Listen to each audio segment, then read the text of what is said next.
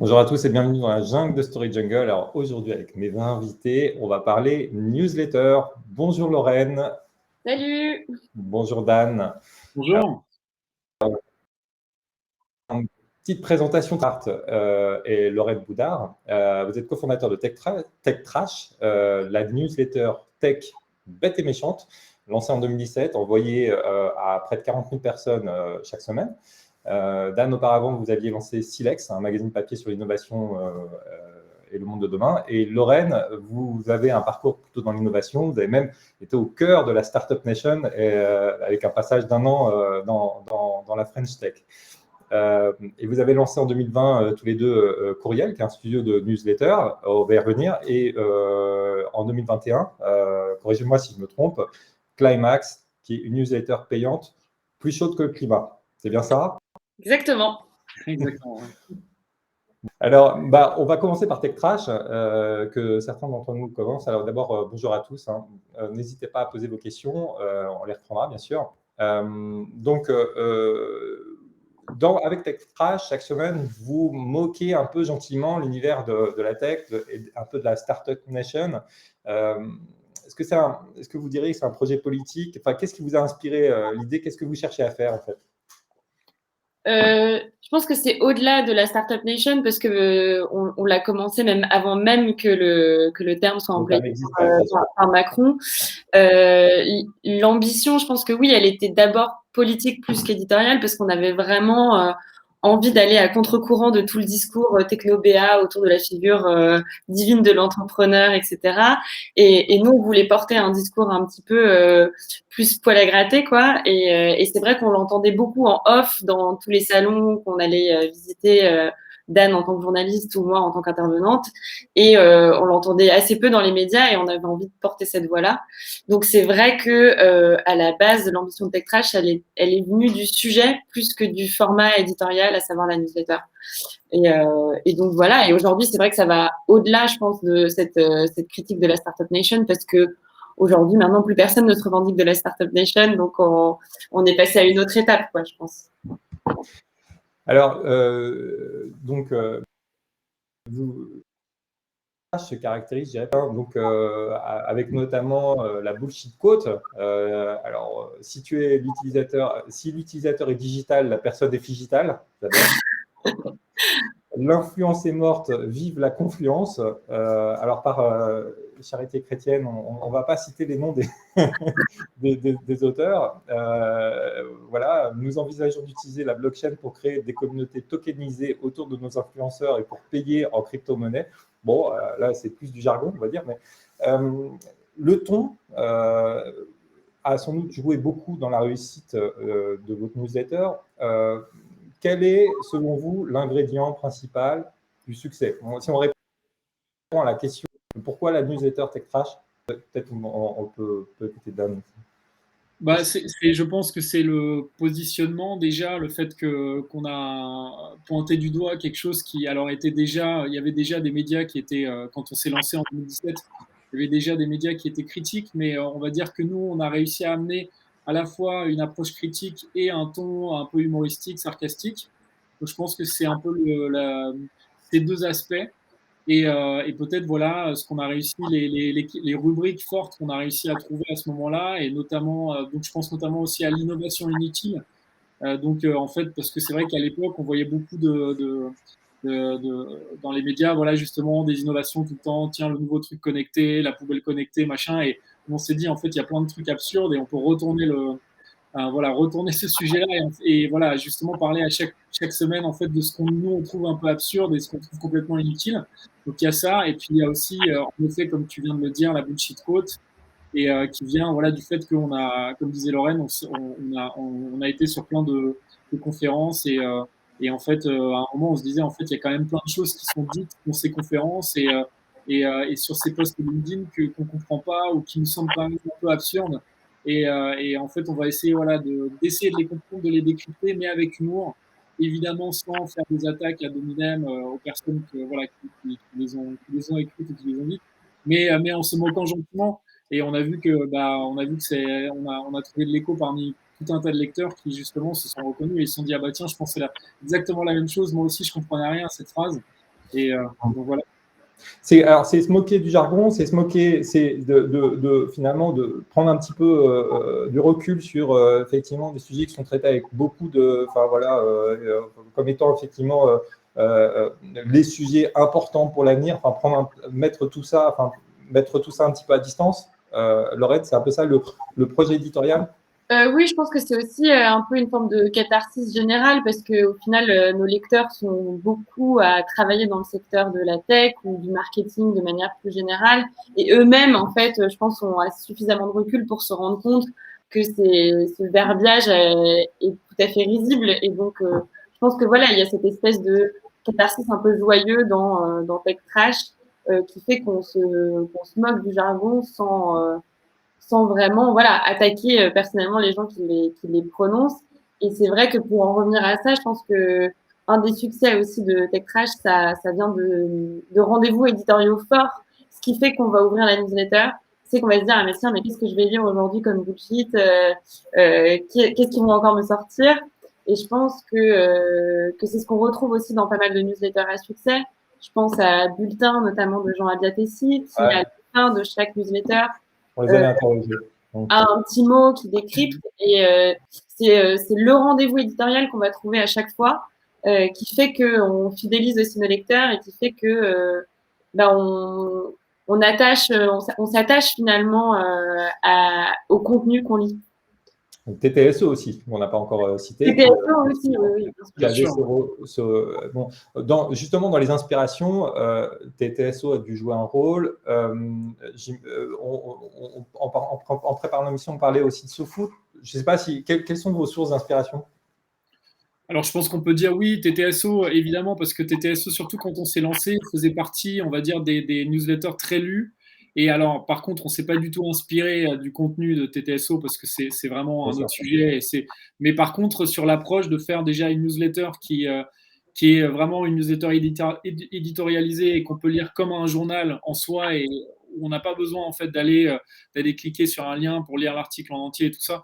Et c'est vraiment en France, je pense que TTSO fait partie des pionniers. Il y a aussi BriefMe. Et c'est vrai que ça c'est vraiment sur le format newsletter. Après, sur le format du ton, je pense qu'il y a tout un tas de choses. Il y a plein d'influences. À la fois, en effet, il y a Society dans le fait de raconter des histoires, même si je pense que nous, on ne fait pas exactement la même chose non plus. Mais en fait, on s'est inspiré de plein de choses.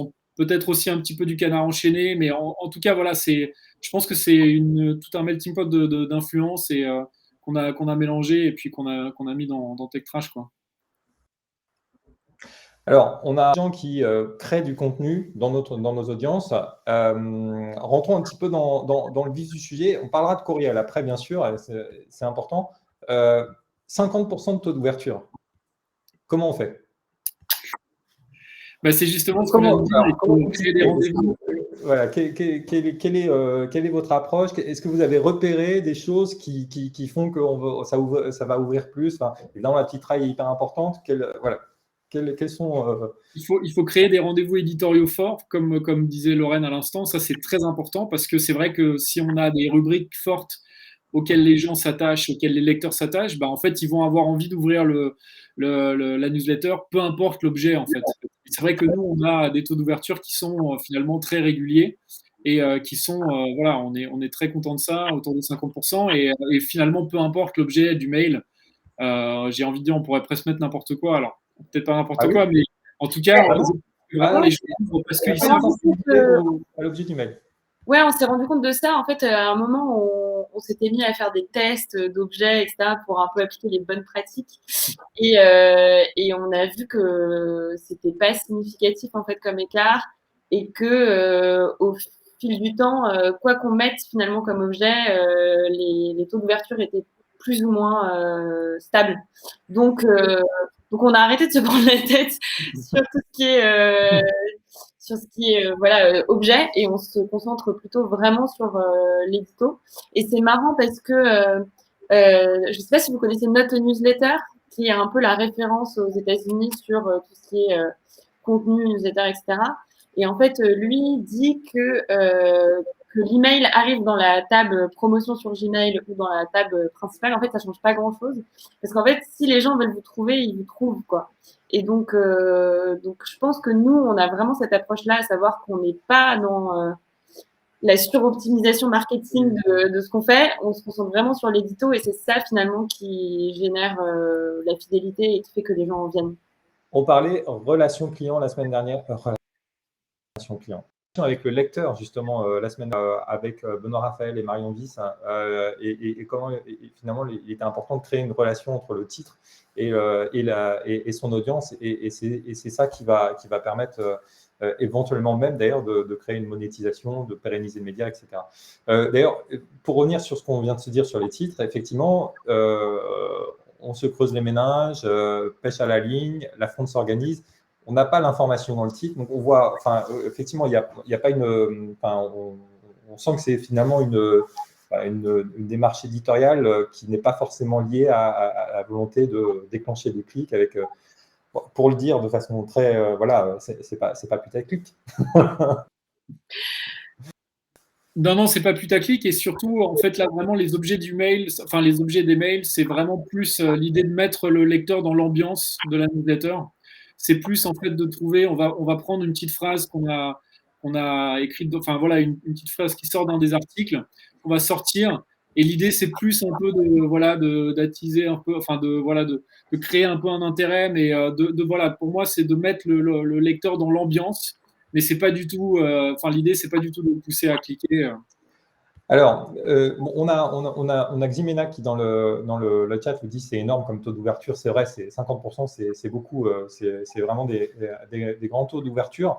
Si on regarde maintenant je dirais le contenu, alors vous faites un choix qu'on a vu émerger ces dernières années, qui est un choix radical, mais sur lequel j'aimerais bien vous entendre. C'est effectivement de créer un média qui est envoyé par newsletter. On n'a rien sur le site, vous ne renvoyez pas les lecteurs sur un site. Donc déjà, vous échappez à toute la problématique, SEO. Éventuellement, c'est toutes les mécaniques, toute la tuyauterie de marketing des médias en ligne, si je puis dire. Ça a des avantages, ça a des inconvénients aussi. Quels sont selon vous les avantages? Quels sont selon vous aussi les inconvénients que vous constatez? Cette approche qui est quand même radicale, c'est-à-dire le média, c'est la newsletter, vous vous abonnez, vous recevez le média, vous vous abonnez pas, vous n'avez rien, vous ne pouvez pas consulter les contenus. Alors, déjà, pour ce qui est du choix du format, en fait, il est venu d'une volonté de légèreté, c'est-à-dire c'est un format qui est léger, qui permet beaucoup de liberté. Et du coup, je pense que c'est un peu similaire à la radio pirate, sauf que c'est à l'écrit, et nous, on vient tous les deux de l'écrit, on est beaucoup plus à l'aise à l'écrit. Mais donc, voilà, il y a un côté un peu punk, on n'a pas besoin de grand-chose, en fait, pour lancer une newsletter, c'est très léger. Et c'est pour ça qu'on a choisi ce format-là. On utilise Mailchimp comme plateforme et Sendinblue aussi pour Climax, pour répondre à la question de Ximena. Et oui, je pense que c'est un choix parce que ça nous donne aussi des contraintes, hein, c'est-à-dire que nécessairement en termes de longueur, il faut qu'on se limite parfois parce que en termes de format, on peut pas tout écrire, on peut pas écrire des pavés comme on peut le faire sur un site. Mais en effet, ça nous permet de nous extirper de toutes les mécaniques SEO, de toutes les mécaniques de course à l'audience sur les réseaux sociaux, sur Facebook, sur LinkedIn, où si demain Facebook change son algorithme, on perd la moitié de son audience. Avec une newsletter, on a vraiment la main mise sur notre audience et on maîtrise finalement de A à Z à qui on parle, et on sait que si on envoie notre contenu, on sait qui va le lire en fait. On n'est pas dans une dynamique où on est obligé de payer Facebook ou Instagram pour que nos contenus soient visibles. Justement, ça fait... Oui, Dan. Non, je voulais juste rajouter, ce qui est intéressant dans ce que vient de dire Lorraine, c'est justement qu'en termes de format, en effet, il y a des contraintes, mais je pense que nous, on trouve notre liberté dans ces contraintes-là, et ces contraintes, en fait, qui sont donc des contraintes de taille. Concrètement, on fait des articles relativement courts parce qu'en effet, la newsletter n'est pas extensible, mais en fait, nous donne beaucoup de liberté, plutôt que si on était sur un site où, en fait, on pouvait écrire des articles hyper longs, parce qu'en fait, je pense qu'on se perdrait à écrire des choses beaucoup trop longues, et en plus, on sait que voilà, les lecteurs ont un temps qui n'est pas forcément infini. Donc nous, on a ce format qui est voilà, à la fois une contrainte, mais je pense qu'en fait, on a réussi à transformer pour nous en liberté. Et on est hyper content de s'arrêter là, en fait, de faire des articles qui sont finalement très ramassés, quoi.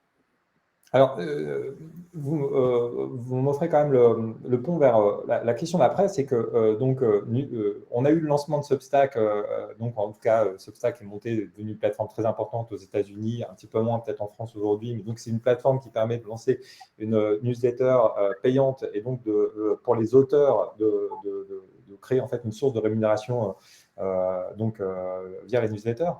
Ma question, c'est la suivante, c'est est-ce que, alors après, dans la droite file, dans le prolongement de Substack, on a eu le lancement par Facebook d'une fonctionnalité de newsletter, LinkedIn a lancé ça et est en train de travailler pour aussi. Est-ce qu'il y a une logique à aller sur les réseaux sociaux? Alors, vous disiez non pour ne pas être trop dépendant, mais en même temps, ça donne aussi un accès peut-être à des lectorats supplémentaires.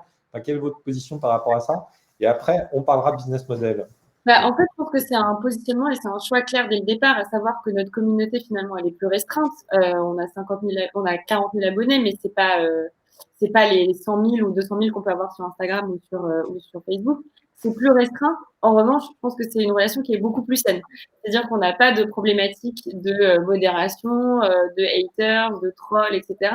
On est vraiment dans un espace qui est le nôtre et dans des relations qui sont hyper pures finalement avec nos lecteurs. Donc, effectivement, on n'est pas ultra visible comme peuvent l'être, je sais pas moi, un Combini ou que sais-je, ou un Brut. Mais finalement, on joue pas dans la même catégorie et on n'a pas pour objectif de toucher des millions de personnes. En fait, on nous va très bien d'être un petit média, en fait. Ok, et justement, alors, comment on équilibre un petit média, pour reprendre votre expression? Quel est votre modèle économique? Alors, en fait, il repose aujourd'hui sur plusieurs socles, pour ne pas dire briques, et pour ne pas utiliser le jargon. En fait, sur TechCrash, on a un modèle qui repose sur le don. Donc, un don qui peut être défiscalisé puisqu'on est reconnu politique générale, intérêt public.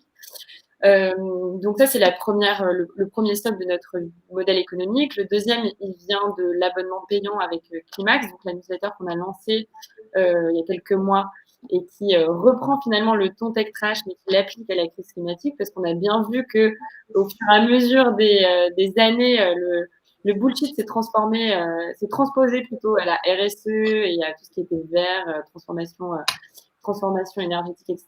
Et on a vu qu'il y avait pas mal de choses à aller creuser de ce côté-là. Donc ça, c'est le deuxième socle. Et le troisième... C'est votre spécialité, hein, c'est traquer le bullshit. C'est ça votre métier. En fait, ce qu'on dit, Courriel, c'est on débusque le bullshit partout où il se planque. Et ça, c'est vraiment notre ADN et c'est ce qui fait qu'on peut finalement le décliner sur plusieurs sujets. Et donc, le troisième socle, c'est donc Courriel, qui est un studio newsletter et qui permet finalement de faire profiter à des institutions, à des entreprises, même si on travaille un peu moins avec des entreprises, avec des agences, de notre expertise finalement sur ce format-là qu'on pratique depuis 3 ans et demi maintenant. Donc, on commence à maîtriser. Et donc, c'est grâce à ces 3 socles qu'on arrive à l'équilibre. Alors, les 3, mais pas de la même façon. Quel est, donc, par exemple, prenons le don. Le don, ça marche ou ça ne marche pas? Ça marche à moitié. Ça marche Ah. à moitié. En fait, c'est aussi pour ça qu'on a fait le choix de l'abonnement payant pour Climax, parce que on s'est bien rendu compte que il y a une démarche auprès des fans, on va dire, vraiment de la communauté ultra engagée qui va, elle, donner pas mal puisque en plus c'est défiscalisé. Mais on a du mal finalement quand même à convertir suffisamment de lecteurs pour que ce soit rentable. Qui plus est, je pense que ça engage aussi dans une démarche qui consiste à relancer en permanence les lecteurs pour dire n'oubliez pas de donner, etc. Et nous, ça nous met assez mal à l'aise. Et donc, c'est pour ça que le modèle de l'abonnement, il est beaucoup plus clair. Bon, bah voilà, vous payez, vous recevez. Donc, on est encore de toute façon un peu dans la cuisine interne pour voir ce qui fonctionne et où on met le curseur. Mais voilà, à peu près comment ça fonctionne. Et le don, effectivement, c'est compliqué. Il y a tout le discours de creator economy pour dire que c'est génial, mais bon, c'est pas si incroyable que ça, quoi. Donc, allons-y à la louche en pourcentage. Le don, en fait, globalement, sur les 3 modèles, sur les trois approches, le don, je dirais que c'est à peu près 20% de nos revenus. Je dirais même peut-être un peu moins presque. 15, je pense. Ouais, 15%. Ensuite, l'abonnement, je pense que c'est de l'ordre de 30. Et le reste, c'est le studio. D'accord. Donc, quand même, l'essentiel du revenu vient du studio. On avait un modèle, j'imagine que vous le connaissez, qui avait beaucoup fait parler à l'époque, c'était le modèle d'OVNI, qui était dans une logique un peu un média, une agence, qui effectivement a fait pas mal de trucs très très bien. Bon, après, c'est passé ce qui s'est passé pour eux. Mais globalement, donc, pour l'avenir, le développement passe quand même par le studio, globalement. Oui, alors pour l'instant, c'est vrai que le studio, c'est une grosse partie de nos revenus. Après, on a bon espoir aussi quand même dans les abonnements à Climax. Et c'est vraiment quelque chose qu'on veut développer. En plus, le sujet est vraiment porteur. Et on pense que, en tout cas, on a une grosse marge de progression en termes de lectorat à ce niveau-là. Maintenant, il y a toute cette friction de s'abonner à une newsletter qui n'est pas encore complètement rentrée dans les mœurs, en tout cas en France. Mais on pense que ça va évoluer dans les mois et dans les années qui viennent. Enfin, en tout cas, on espère vraiment parce que c'est vrai que, voilà, typiquement, pour nous, on pense que le modèle où le lecteur paye pour le contenu, c'est vraiment le modèle le plus sain. Mais maintenant, c'est vrai qu'on équilibre entre-temps avec toute l'activité qu'on fait sur le studio. Alors, je vais tenter un truc un petit peu en direct, parce qu'on a effectivement dans le chat de Caroline qui nous dit que ce serait bien les newsletters. Alors, je vais partager mon écran juste pour, et si vous pouvez commenter un petit peu. Et puis, juste après, je vous avais promis, on parle de courriel si on a des questions à vous poser là-dessus. Alors, je partage mon écran. Je vais partager mon écran. Voilà. Partager, hop. Alors, donc en fait, je vais vous laisser commenter un petit peu comment vous justement, comment vous construisez en fait la newsletter. Donc là, on est sur TechTrash. On a une donc avec le titre dont on parlait, qui est celui qui apparaît et vous avez quand même, vous commencez par un visuel. Vous pouvez peut-être commenter un petit peu. Alors ça, juste, pour Caroline là qui demandait si elle pouvait, TechTrash, elle peut vraiment s'abonner, c'est gratuit. TechTrash est gratuit, Climax c'est payant. Climax c'est payant exactement, mais ça, elle peut s'abonner. Et après. Alors oui, non, mais je vous laisse peut-être dire quelles sont les grandes sections, en quelques mots. Alors désolé, on ne voit pas forcément hyper bien. C'est pas une newsletter qui est pertinente parce que c'est l'invitation qu'on a faite, c'est ça. Attendez. Alors là, voilà. Alors là, on voit carrément tous mes mails, c'est pas bon ça. Et pour répondre à sur la formation, oui, on en fait un petit peu. Tout à fait, ouais. J'ai été trop loin, j'ai été trop vite là. On se creuse les méninges, ça vous va? Ouais, très bien. Très bien. Donc c'est TechTrash encore, on se creuse les méninges. Et là, c'était une invitation. Ouais. Donc, on se creuse les méninges. Donc voilà.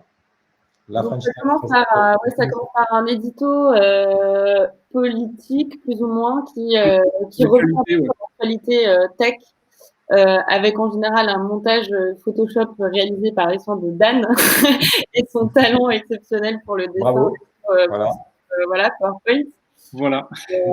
Ou Paint d'ailleurs, ça dépend. Ensuite, il y a donc une news qui décrypte vraiment un phénomène, disons, plus froid autour du numérique.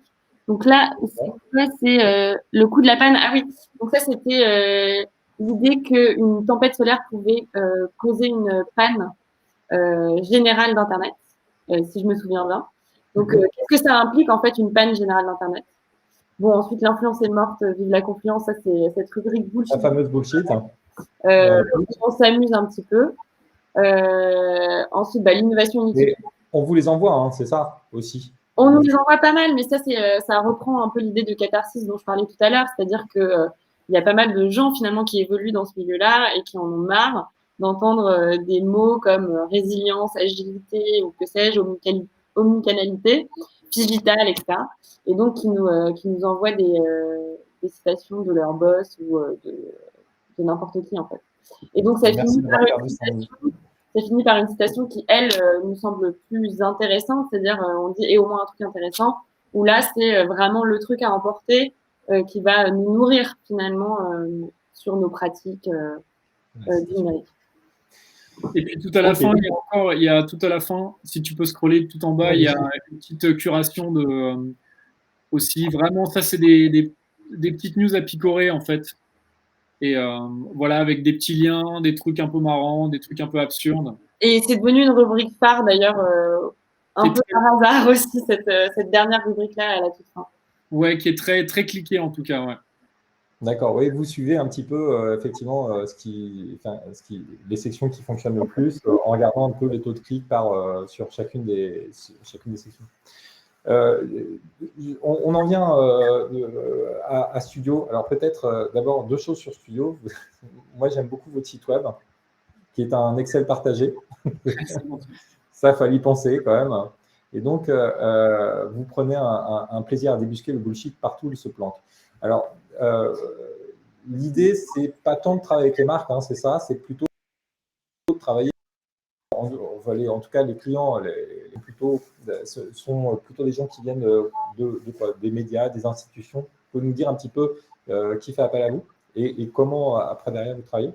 En fait, on a un positionnement, un site internet justement qui est volontairement clivant, avec une adresse qui est très difficile à trouver puisque c'est crrl.xyz. Donc, on a mis des embûches de base pour que les gens qui viennent nous voir soient des gens qui comprennent ce qu'on essaye de faire. Et c'est pour ça qu'aujourd'hui, finalement, la typologie de gens qui nous contactent, c'est plus effectivement des institutions ou des agences qui sont un peu plus avancées finalement sur cette bataille-là de l'édito, plutôt que des grandes entreprises ou des grandes marques pour qui je pense le discours de newsletter éditorialisé avec un truc piquant est peut-être un peu trop difficile à comprendre pour le moment. Après, peut-être. Donc pour le moment, c'est vrai qu'on n'est pas sur cette typologie de clients et on en est assez ravis parce qu'on parle avec des gens qui nous ressemblent et qui comprennent ce qu'on fait. Donc on n'a pas besoin de faire de la pédagogie pour expliquer d'où on vient. Finalement, notre site parle de lui-même et je pense que c'est très bien comme ça. Et Eric Karnbauer de Sopress me disait un peu la même chose. Hein. C'est effectivement les marques qui viennent, il disait globalement nous foutent la paix, comprennent notre ton et effectivement. Et donc avoir un ton assez fort dans son approche média permet éventuellement de simplifier le type de collaboration que vous pouvez avoir avec des marques éventuellement derrière si vous êtes appelé à travailler avec des marques. Quel conseil vous donneriez à quelqu'un qui souhaite lancer sa newsletter, que ce soit en fait un indépendant, une société, une agence, une institution? Ouais, je pense que le premier conseil, c'est vraiment de trouver un sujet, de trouver un bon sujet, de trouver un sujet intéressant. Ça fait peut-être bête dit comme ça, mais il faut trouver un sujet intéressant et un sujet idéalement qui passionne celui qui va rédiger le contenu parce que si ça le passionne, il va aller débusquer des choses intéressantes, il va trouver des infos intéressantes. Ça, pour moi, c'est la base. Après, évidemment, il y a d'autres choses qui sont importantes. Il faut trouver un ton, il faut trouver après, il faut trouver des choses à mettre dans la newsletter. Mais oui, je pense qu'un conseil, si c'est une institution ou une marque ou que sais-je, c'est d'éviter de vouloir caser à tout prix ses services de manière un peu filoute, quoi, parce que ça se voit. Donc essayer d'avoir une démarche sincère pour avant tout proposer du contenu que les gens voudront lire. Et c'est dans un deuxième temps que ces lecteurs-là s'intéresseront à ce qu'ils font. Et en termes de newsletter de marque, justement, il y a celle de Cortex d'Avast qui est vraiment bien. Je pense qu'eux, ils ont tout à fait compris ce qu'il fallait faire. C'est une grosse newsletter qui arrive tous les mois, qui est rédigée c'est mensuel, qui est rédigée par Avast sur Substack, qui est donc très légère en termes de design et d'édito, qui est bien incarné, et il n'y a pas écrit Avast partout, quoi.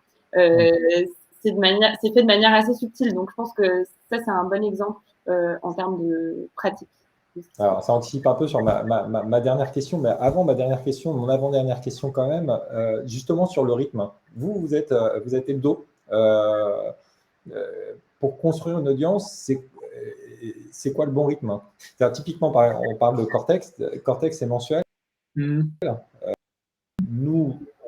les newsletters mensuels, c'est hyper dur de rester dans les radars des gens. Et donc, elles ont tendance à basculer. Alors là, ce n'est pas le cas pour Cortex, effectivement, parce que c'est pensé, mais en emailing. Oui, ce qui n'est pas, pas exactement la même chose, mais c'est très compliqué quand même de construire une audience sur une base comme ça, mensuelle. Donc, et vous avez le choix de ne pas être quotidien. Alors, c'est aussi, le quotidien, c'est hyper dur parce que ça revient tous les jours. Mais quelle est votre suggestion en termes de rythme? Bah, c'est vrai que nous, on s'est positionné, justement, on a eu cette réflexion et on s'est dit que l'hebdo, c'est probablement le mieux pour fidéliser sans spammer les gens non plus, parce que c'est vrai qu'une newsletter quotidienne, c'est difficile en fait de trouver quelque chose à raconter à chaque fois, et nous, je pense qu'on aurait peur d'envoyer trop de newsletters. Mais en même temps, l'exemple de Cortex, c'est intéressant parce que avant Cortex, moi, j'aurais pensé que ça aurait été très compliqué de fidéliser une audience avec une newsletter mensuelle, et je trouve que Cortex le prouve assez bien que c'est possible. Mais en tout cas, dans ce cas-là, il faut avoir vraiment un contenu hyper fort, et finalement un contenu presque qui se lit en plusieurs fois, parce que Cortex, c'est vraiment hyper dense, et moi, généralement, quand je la reçois, je la lis en plusieurs fois, je vais y revenir. Et du coup, c'est quelque chose, voilà, c'est un rendez-vous, mais après que je lis finalement presque comme un magazine, voilà, je le rouvre. Mais probablement l'hebdo, ou peut-être le bimensuel est aussi à creuser. Nous, on ne l'a pas encore creusé, mais ça peut être peut-être une piste. Ouais. Alors, une dernière question pour la route, c'est quelle est la newsletter que vous lisez? Alors, on a cité Cortex, mais quelles sont les newsletters que vous lisez? En fait, je pense que nous, on n'est pas vraiment représentatifs parce qu'on est des très gros consommateurs de newsletters. Moi, que j'aime beaucoup, c'est celle du MIT, qui s'appelle The Download, sur la tech. Il y a Bulletin que j'ai cité, sur Aviatessi, qui est vachement bien aussi. Heated, aussi, aux US, qui est écrite par Emily Atkins sur la crise climatique. Hot Take. Sarah nous mettre les liens dans le chat. Hein. Oui. Hot Take aussi sur la crise climatique, qui est vachement bien. Et ensuite, moi, une newsletter un peu plus what the fuck que j'aime beaucoup, c'est Absolument Tout, qui est envoyé, d'ailleurs, je sais même pas à quelle fréquence, mais qui est toujours une espèce de concentré de liens qu'on a vu nulle part ailleurs, et qui me surprend toujours en fait par sa curation. Donc voilà à peu près. Moi, je dirais sur la tech, je rajouterais peut-être la règle 30 de Lucie Rousseau, qui a vraiment réussi à trouver qui fait un super boulot, qui a vraiment réussi à trouver un angle, qui arrive à parler de la tech justement avec un angle bien à elle. Donc ça, c'est super intéressant. Et puis après, je citerai aussi Présence SF d'un journaliste qui s'appelle Guillaume Ledy, et qui fait un super boulot justement sur la science-fiction. C'est vraiment une newsletter sur la science-fiction et comment la science-fiction raconte le monde actuel. C'est un peu pour les geeks de SF, mais je vous conseille d'aller voir parce que c'est très intéressant, même si vous n'êtes pas justement à fond, ça peut vous parler. Bon, on va essayer de mettre en fait les liens en commentaire de la vidéo. Alors, merci à tous les deux d'avoir participé en fait à ce live. Et donc, on va en refaire un la semaine prochaine de radio cette fois-ci. Et donc, en attendant, n'hésitez pas à vous inscrire à Tech Trash et à Climax. Merci à vous. Merci. Merci.